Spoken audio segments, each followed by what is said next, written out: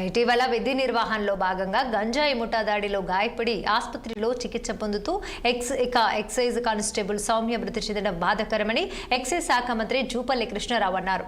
గాంధీ ఆసుపత్రిలో సౌమ్య భౌతిక కాయాన్ని సౌమ్య కుటుంబానికి ₹1 కోటి ప్రభుత్వ సహాయంతో పాటు వారి కుటుంబంలో ఒకరికి ప్రభుత్వ ఉద్యోగాన్ని అందజేయాలని సీఎం రేవంత్ రెడ్డి సూచించినట్టు తెలిపారు. ఎక్సైజ్ పోలీసులు తమ వంతు సహాయంగా 50 లక్షలు ఇవ్వటం వారి కుటుంబానికి చేయూత అందిస్తుందని అన్నారు.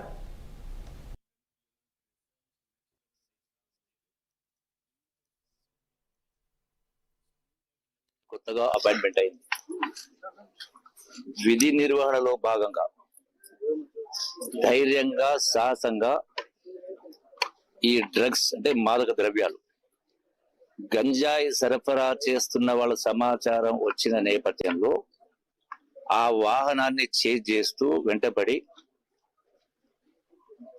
ఆ వాహనానికి ఎక్సైజ్ స్టాఫ్ సౌమ్యతో పాటుగా కన్సల్ట్ సిఐ ఎస్ఐ ఉన్నటువంటి వాళ్ళు ఆ వాహనానికి అడ్డుపెట్టి వాహనం ఆపిన తర్వాత ఆ దుండగులు ఎవరైతే గంజాయి సరఫరా చేస్తా ఉన్నారో వాళ్ళ వాహనంతో ఈ వాహనాన్ని ఢీకొట్టే కార్యక్రమం చేసి కింద పడే సందర్భంలో మళ్ళీ వాహనం వెనక్కి తీసుకెళ్లి మళ్ళీ మీద తీసుకొచ్చిన సందర్భంలో ఆమె దేహం విపరీతమైన గాయాలు కావడం కారణంగా అట్లాగే లివరు కిడ్నీ కంప్లీట్ గా ఆర్గాన్స్ అని అవి డ్యామేజ్ అయిన కారణంగా నిమ్స్ లో అడ్మిట్ చేసిన తర్వాత డాక్టర్స్ కూడా అన్ని విషప్రయత్నం చేసిన తర్వాత కూడా దురదృష్టవశాత్తు ఆమె ప్రాణాలు వదిలింది.